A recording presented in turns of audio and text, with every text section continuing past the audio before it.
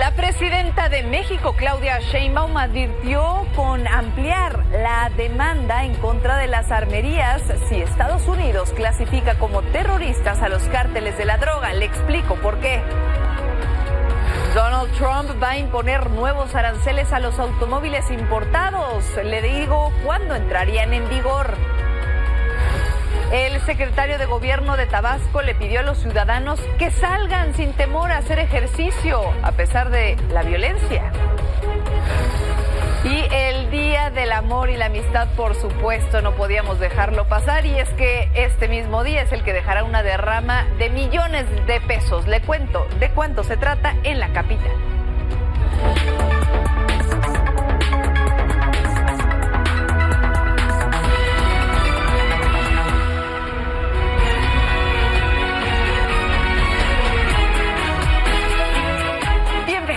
Bienvenidos como siempre a su espacio que ya son las 11 de la noche y junto con todo este bellísimo equipo le tengo esos 30 minutos de información que necesita en el día. Mi nombre ya lo sabes, Paola Barquet, y así arrancamos.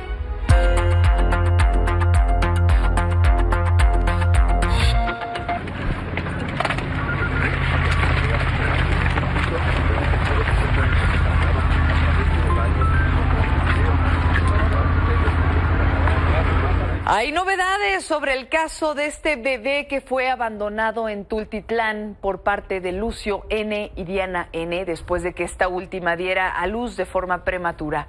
Hace unos momentos, la Fiscalía del Estado de México obtuvo una orden de aprehensión contra ambos. Miguel Sarmiento y Arely Lorenzana nos tienen detalles. Arely, vamos contigo primero. Cuéntanos, ¿hay movimiento por ahí? Tu espacio. Así es, Paola, buenas noches. Estamos en el Hospital General José Vicente Villada y estamos viendo las imágenes de Guillermo Perea, como ya son elementos de la Fiscalía General de Justicia del Estado de México y también Guardia Nacional, quien traslada a Diana, de 21 años de edad. Ella se presume que va a ser trasladada durante los siguientes minutos a un penal mexiquense. Esto por estar relacionada en el delito de homicidio en grado de tentativa, esto en agravio a un recién nacido, este caso al que hemos dado seguimiento, que ocurrió en calles del municipio de Tultitlán el pasado 11 de febrero. Por supuesto, Paola, seguiremos muy de cerca este caso, le vamos a dar un muy puntual seguimiento. Ya en estos momentos está siendo trasladada en este vehículo de la Guardia Nacional en color blanco, Paola. Muchísimas gracias, Arely Lorenzana. Tenemos ahí las imágenes del momento exacto de este traslado y a quien también tenemos en estos momentos es a Miguel Sarmiento. Miguel, te escuchamos.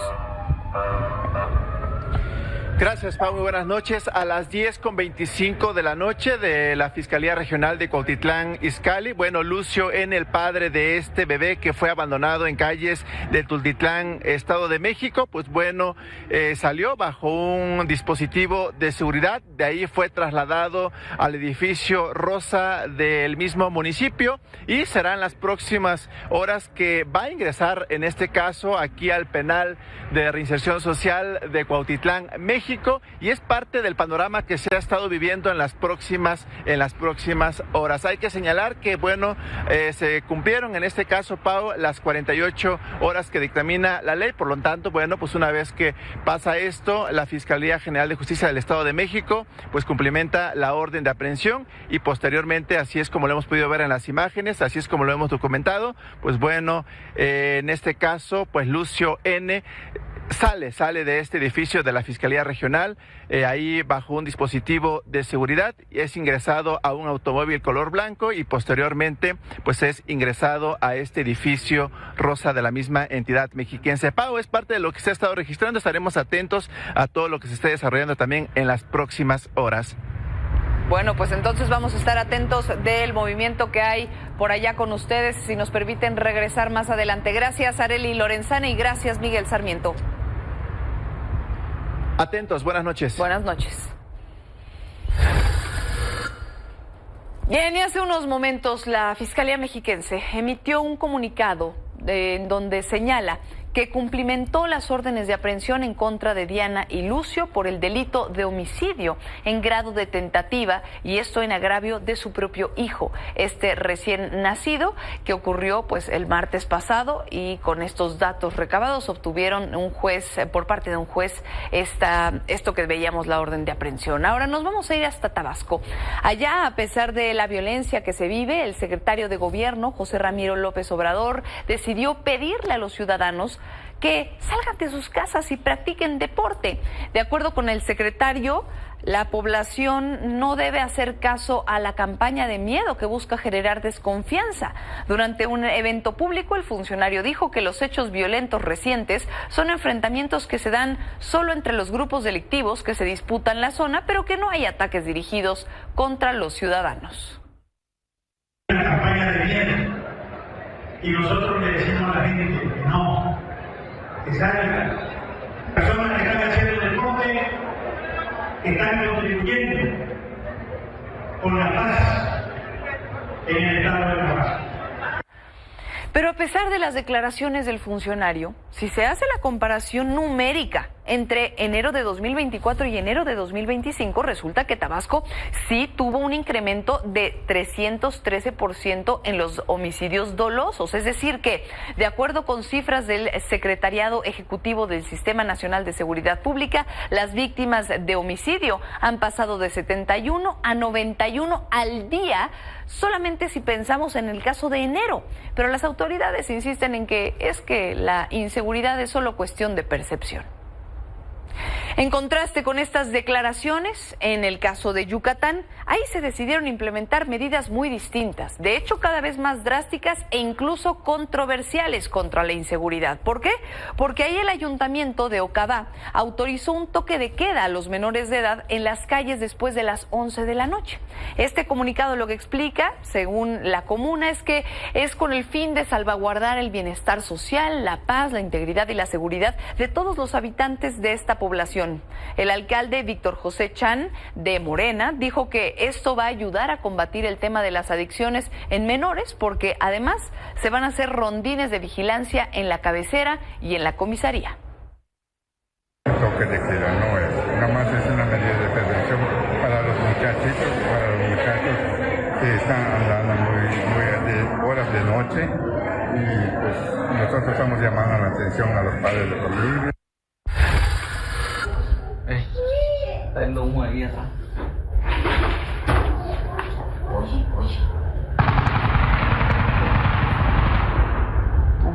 Alguien que anda en la calle, pobres.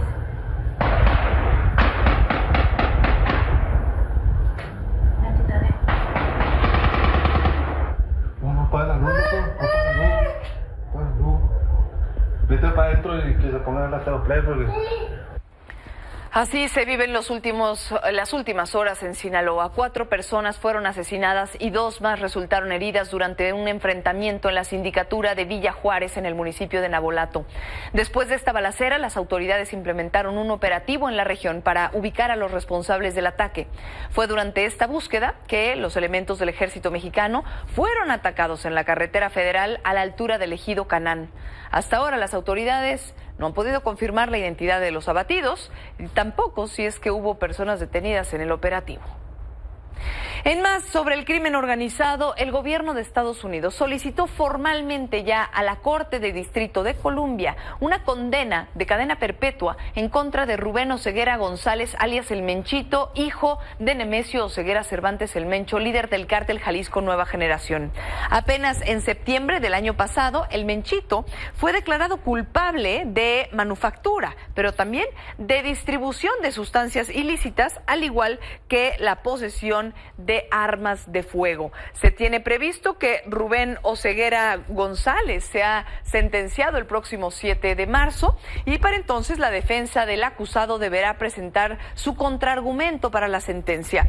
Según se ha adelantado a Milenio, van a pedir que se le imponga la sentencia mínima para contrarrestar esto otro de cadena perpetua, y sería de 40 años lo que pidan sus abogados.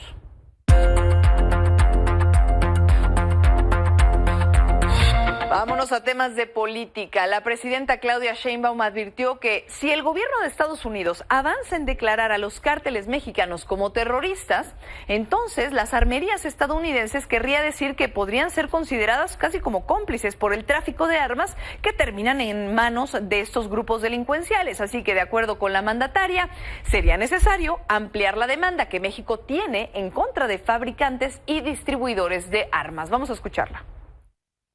Entiendo que tiene que pasar por el Senado de los Estados Unidos, eso es lo primero. México tiene una demanda internacional contra fabricantes de armas y distribuidores de armas en Estados Unidos. Si llegaran a decretar a grupos de la delincuencia organizada como terroristas, pues tendríamos que ampliar la demanda en Estados Unidos, porque entonces, como ya reconoció el propio Departamento de Justicia de Estados Unidos, que el 74% de las armas de los grupos delictivos vienen de Estados Unidos, pues entonces, ¿cómo quedan las armadoras y las distribuidoras frente al decreto? Tal vez, no sé, los abogados lo están viendo, pero pueden ser cómplices. Mientras tanto, el presidente de Estados Unidos, Donald Trump, ahora está amenazando con sus planes de cobrar los impuestos a los automóviles importados desde Estados Unidos para el mes de abril. De hecho, bromeó con que no iban a entrar estos aranceles el día primero de abril, porque coincidiría con el Día de los Inocentes que se celebra en aquel país. Así lo dijo. Auto tariffs the other day. Yeah. When do you plan to unroll? Howard, I'd say over the next sometime, or maybe around April 2nd. I would have done them on April 1st. Believe it or not, it's just, I'm a little superstitious. No, literally, we had it planned for April 1st. I said, let's make it April 2nd. You know how much money that costs? That costs a lot of money just that one day, but we're going to do it on April 2nd, I think. Is that right? That's right. Bueno, y mientras tanto, en la política nacional se están moviendo las fichas, y es que Claudia Sheinbaum anunció que Tatiana Cloutier, la exsecretaria de Economía, pero también exvocera de su propia campaña, va a tomar posesión del Instituto de Mexicanos en el Exterior el próximo mes. La mandataria destacó que ya empezó a ayudar a los mexicanos que están en otros países como Estados Unidos. Entra formalmente en marzo, nos ha estado ayudando mucho por temas personales. Entonces ella entra formalmente en marzo al instituto, no ha tomado posesión, pero nos ha estado ayudando mucho, digamos, desde fuera del gobierno, a la protección de nuestros hermanos allá y a la relación México-Estados Unidos. Otro tema al que hemos dado seguimiento, sobre la reforma al Infonavit. Bueno, después de que la mayoría de Morena y aliados aprobaran en el Senado esa modificación, hoy la oposición anunció que va a trabajar para frenar la iniciativa porque busca crear 500,000 casas, pero a través de una constructora del propio organismo que usaría los 2.4 billones de pesos de los trabajadores que tienen en sus subcuentas de vivienda. Enrique Vargas, vicecoordinador del PAN en el Senado, dijo que su bancada va a iniciar con una estrategia legal para contravenir esta reforma mediante un amparo. Vamos a hablar con el partido para que el jurídico del partido y sobre todo también en los estados, los diputados locales puedan ser receptores y acompañar a los trabajadores en cada uno de los estados. Podrán ser alguna serie de amparos, ¿no? Porque no es la primera vez que lo hacen, algunas veces... No es la primera vez y por eso acompañar en cada uno de los estados con los amparos. Al mismo tiempo, y de hecho sorpresivamente para muchos, del lado de Morena también hay voces que están en contra de esta reforma. Es el caso del senador Ricardo Sheffield, quien explicó por qué decidió no votar como todos sus compañeros de Morena a favor de la reforma. El morenista cuestionó las decisiones de la Cámara de Diputados y en especial la de querer crear esta empresa filial para construir vivienda, y dijo que parecería que fue una decisión de un diputado que solo veía por sus intereses.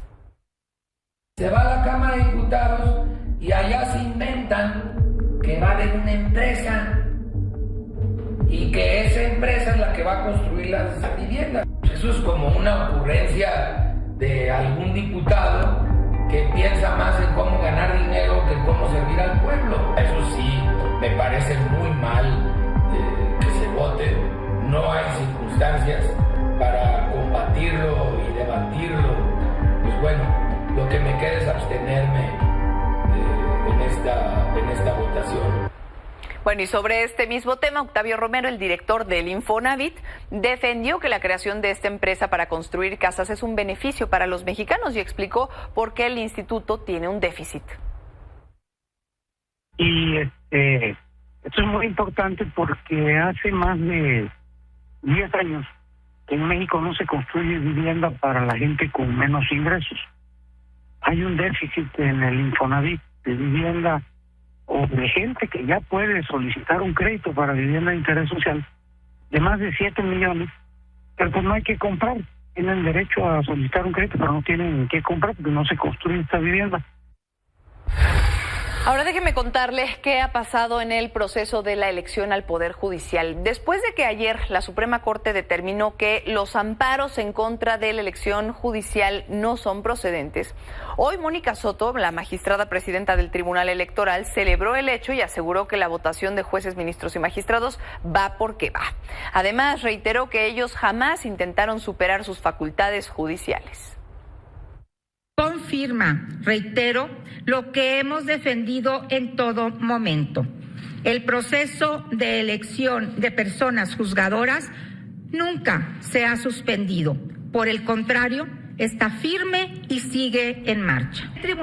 Sobre este mismo tema, los juzgadores federales denunciaron que el Consejo de la Judicatura va a proceder en contra de sus compañeros que autorizaron los amparos que frenan la elección judicial. De hecho, dijeron que este organismo, en vez de proteger sus derechos, los está persiguiendo. La preocupación, y aquí lo denunciamos públicamente porque de verdad es algo que nos estremece incluso, es que sepan que también el Consejo de la Judicatura Federal ha tomado ya la decisión de denunciar penalmente a las y los jueces. Ahora resulta que va a ser también quien persiga a los jueces y a las juezas por tomar estas decisiones que además adoptan en ese libre albedrío, en esa postura, en esa discrecionalidad y en ese prudente arbitrio que son inherentes a cualquier... Ahora, en otros temas, la celebración del 14 de febrero está dejando beneficios ya también económicos para las familias, particularmente mexicanas, que es de donde vamos a hablar. En la Ciudad de México, la Cámara Nacional del Comercio registró una derrama, por ejemplo, de 6,204 millones de pesos, que es casi un 15% más que el año pasado. Esto lo dijo José de Jesús Rodríguez, presidente de la Canaco CDMX, en entrevista para Milenio.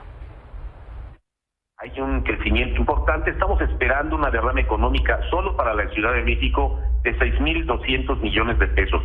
Esto pues representa algo muy importante porque es el 13.5% superior a lo registrado en ventas en el pasado 2024. Entonces me parece que son buenas noticias. Y con motivo de estas fechas, déjeme preguntarle si alguna vez ha escuchado la frase de "te amo con todo mi corazón". Pues déjeme decirle que esa expresión es errónea, porque es en realidad en el cerebro en donde se generan esas emociones y sensaciones que relacionamos con este sentimiento. Esto nos lo platica UNAM Global TV.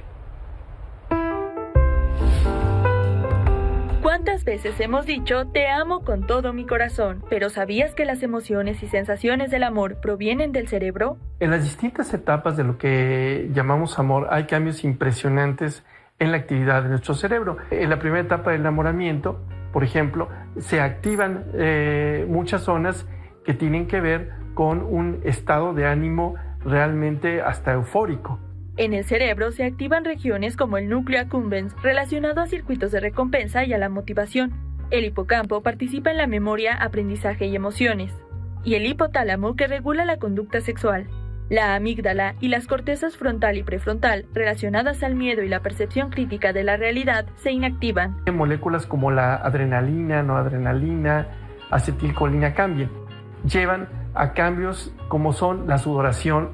Cuando ves a la pareja se te incrementa la presión arterial, que sientes cambios peristálticos en tu intestino, que serían las mariposas en el estómago. También se liberan neurotransmisores como la serotonina y la dopamina, que influyen en los estados de ánimo producidos por estímulos placenteros. Y el amor, en cambio, es bueno para el sistema inmunológico. Algunas células que participan en la respuesta inmunológica se incrementan.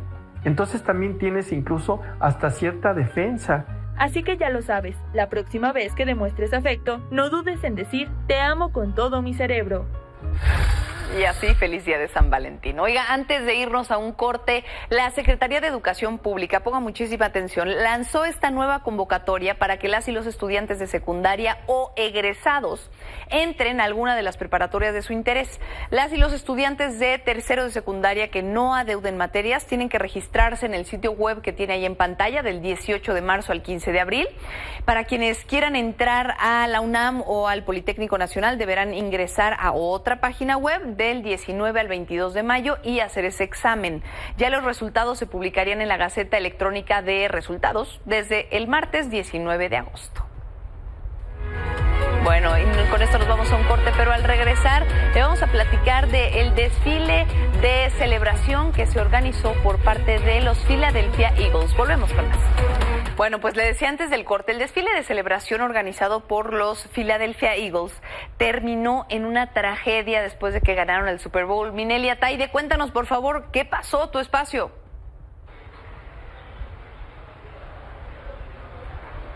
Pau, muy buenas noches. Se llevó a cabo al fin la celebración de los Eagles por las calles de Filadelfia después de que el domingo pasado conquistaron con autoridad el Super Bowl, por supuesto derrotando a los Jefes de Kansas City. Y bueno, no se había hecho este desfile ya tradicional por las bajas temperaturas en Filadelfia, pero al fin se pudo realizar. Por supuesto, miles de aficionados ovacionaron a Jalen Hurts, a Saquon Barkley, sus ídolos, por lo que sucedió, te decía, el domingo pasado. Lamentablemente tenemos que dar también malas noticias porque hubo un tiroteo y 2 mujeres resultaron heridas.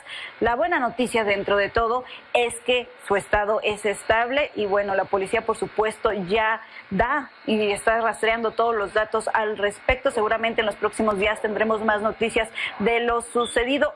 Es la segunda ocasión de manera consecutiva que en un festejo de Super Bowl, pues bueno, hay un tiroteo. Recordemos que el año pasado sucedió en Kansas City, en donde una persona falleció y varias resultaron heridas. Así la situación, vamos a ver parte ya del festejo justamente de los Eagles en Filadelfia. We are the champions, my friend. There we go, come on. We keep on fighting to the end. We are the champions. We are the champions.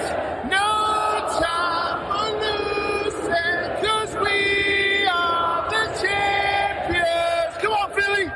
Of the world. Go Birds! Las noticias que tenemos hasta el momento en el mundo deportivo, Pau, yo regreso contigo. Gracias, Minata, y de gracias siempre.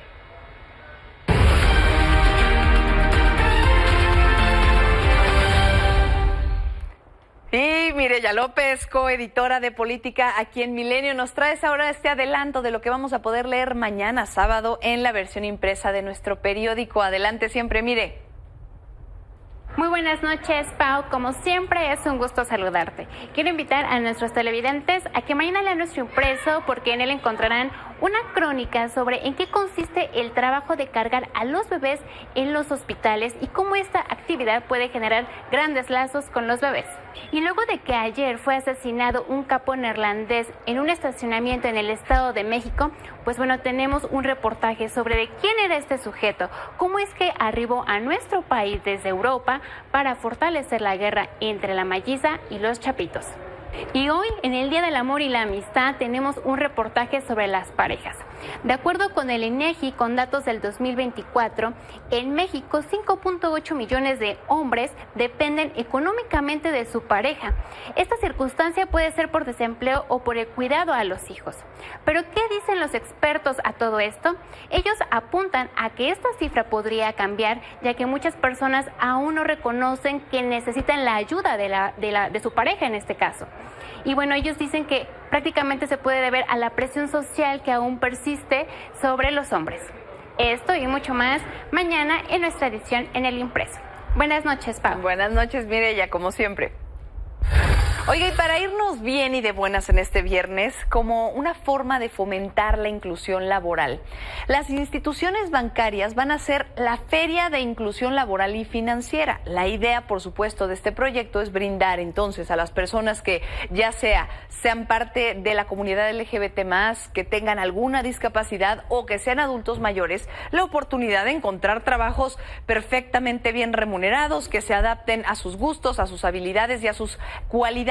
La feria se va a llevar a cabo el próximo viernes 21 de febrero en los Work Café de la Ciudad de México, Monterrey y Guadalajara. Porque estos espacios sean cada vez más comunes. Nos vemos por acá el lunes. Mientras tanto, ya sabe lo que